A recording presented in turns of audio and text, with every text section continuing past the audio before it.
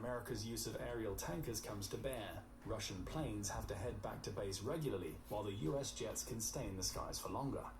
All of these aerial assaults are coordinated with soldiers on the ground, who push on Russian-held positions in concert with aerial bombardments unleashed by F-16s and F-35s. Avdiivka is retaken, as is Bakhmut. Donetsk and Luhansk follow, with Russia's soldiers being pushed right back to the border that Russia shares with Ukraine, 28 days after the invasion starts. Though fighting in Ukraine is still ongoing, America's use of Crimea to send in more troops as needed has allowed the country's soldiers to retake most of the country. President Biden is satisfied with this outcome and spends the next few days on the consolidation of America's gains. Kaliningrad and Crimea have fallen, with Ukraine almost totally back in Ukrainian control. Russian soldiers have been pushed back to their own borders, and the US will keep them there for as long as needed while it moves into the next phase of the invasion. But first, there's a problem to handle. Belarus. The country's dictator Alexander Lukashenko completed his transformation into a Putin puppet when he allowed Russia to stage part of its initial invasion into Ukraine through Belarus. Up to 30,000 Russian soldiers, many part of the mercenary group Wagner, entered Ukraine from Lukashenko's territory. He's even gone on record to claim that the only mistake Belarus and Russia made was that they didn't resolve this issue in 2014-15, when Ukraine had no army and wasn't prepared. He's not necessarily wrong, but now he's facing down the barrel of an American gun and knows that Putin is going to be far more concerned with defending Russian borders than he is with Belarus's. The 2,000 Russian soldiers and maintenance personnel Putin had installed at the radar station in Vilyayka and various Belarusian airports are already being withdrawn. Lukashenko has also had conversations with Biden and several of the leaders of European NATO member countries. All have gone down the same road. Belarus is next if it continues to support Russia. He had hoped that Putin stationing tactical nuclear weapons in his country would give him some leverage, though he's quickly reminded that the US has far more powerful nukes, as do its allies, France and the UK.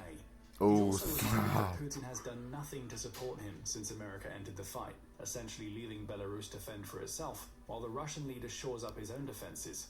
Lukashenko crumbles. So desperate to hold on to power is he, that he assured the US it will face no Belarusian interference as it stages its main invasion of Russia.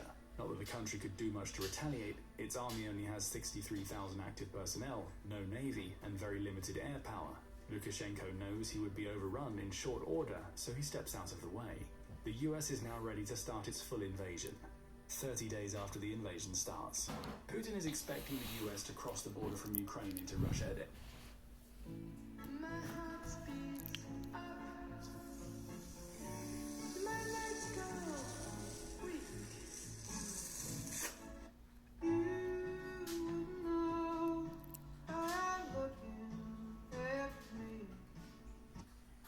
Russia at any moment, and has him worried. Russia doesn't benefit from geography that could prevent this incursion.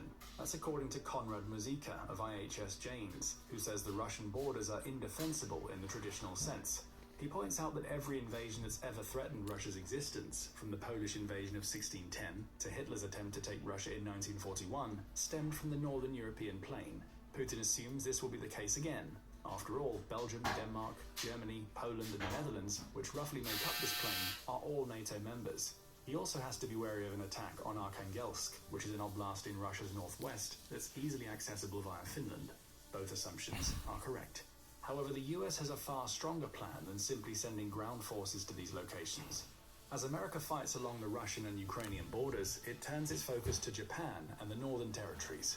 Dubbed the Kuril Islands by Russia, this small collection of islands has long been disputed, with Russia having built 50 new pieces of military infrastructure on the islands since 2022.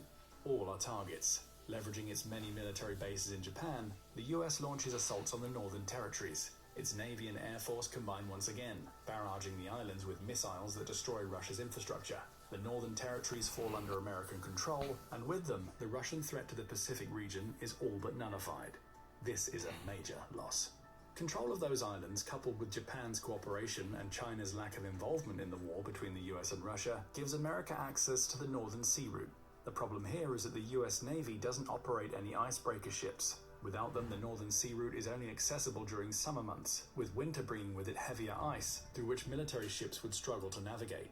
However, the US forces can call on the Coast Guards to send its 2 operational icebreakers, which were sent to Japan as soon as the US launched its attack on Kaliningrad. With the help of those icebreakers, the US is able to station several ships, including aircraft carriers, in the Northern Sea. From here, they'll launch attacks on Russia's eastern military district, which covers over 2.7 million square miles of the country's territory. The Amur Oblast, Buryatia, and the Sakhalin Oblast are among 11 districts that come under fire from American planes. Again, tankers play a key role, allowing US fighters and bombers to travel further inland into these remote regions. Of course, Russia attempts to counter with its Pacific Fleet, which includes the Primorsky Flotilla, the 40th Naval Infantry Brigade, and the 55th Air Defense Division. But none are strong enough, which is symptomatic of Russia's naval approach. Though it has one of the world's largest navies, Russia has always focused on asset numbers instead of ship power. The result is that America's ships, though fewer in number, are far larger, more powerful, and equipped with much better weapons. This is seen in the tonnage figures. Russia's navy totaled 2.152 million tons by the end of 2023, while America's fleet weighs in at around 4.5 million tons. The naval battle in the Northern Sea Route plays out in America's favor. That's not to say that the US takes all of East Russia. The territory is far too large to land enough people, but it's able to conduct constant bombardments of Russia's east, aided by its own Pacific Fleet. Russia now faces a war on two fronts, 35 days after the invasion starts. Putin is drawing ever closer to pressing the nuclear button.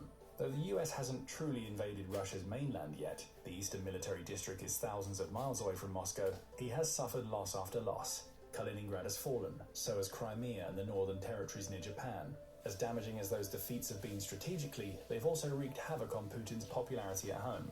He is a leader who has built his 20-year-plus reign on the strongman image, a man who can not only protect Russia but capture territory on its behalf. That image has been severely dented, creating morale problems at home. The military desertions he had seen in Ukraine, which number in the tens of thousands, are intensifying, leading to another round of conscription. Putin still holds out hope.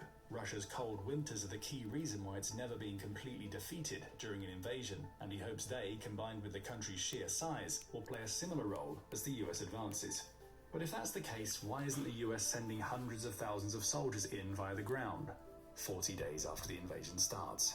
A concerted attack on Arkhangelsk has begun, with the Lagta airbase being the primary target. American bombers are supported by F-16s and F-35s, with those bombers destroying military installations as they rove over the skies. The US has also taken advantage of Norway, Finland, and Sweden's proximity to the White Sea to send more ships into Russian territory. Murmansk is assaulted to the west as the attack on Arkhangelsk is ongoing, with a naval battle also raging in the Barents Sea. Again, Russia's lack of naval strength comes into play. Though it's able to send more ships into these waters than the United States, those ships simply aren't powerful enough to contend with the destroyers the US sends to the fight. Russia achieves some small victories, sinking a handful of American ships, but it eventually loses its ability to defend itself via the Barents Sea and White Sea, with Arkhangelsk falling soon after. Putin believes the ground invasion will not get underway. He's wrong. 50 days after the invasion starts.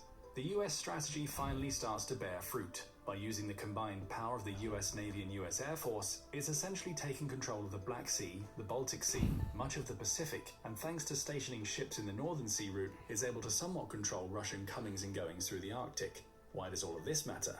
Beyond limiting Russia's ability to use its own navy, it's resulted in the US essentially boxing Russia's forces into their own country.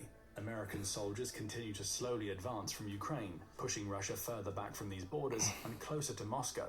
But far more damaging to Putin are the strikes the US starts on Russia's oil terminals. There are 19 of these terminals, including the port of Primorsk in the Baltic Sea, all accessible via the Baltic states. Another 18 are in the Black Sea, with the US helping Ukraine regain control of its own territory and Crimea allowing it to start bombing runs on those terminals.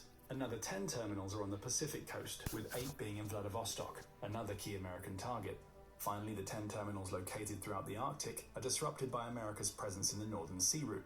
All of this matters because the US has essentially prevented Russia from exporting oil, or at least it's preventing it from doing so via the water. So as Putin faces encroaching American forces on the ground, along with aerial and naval attacks on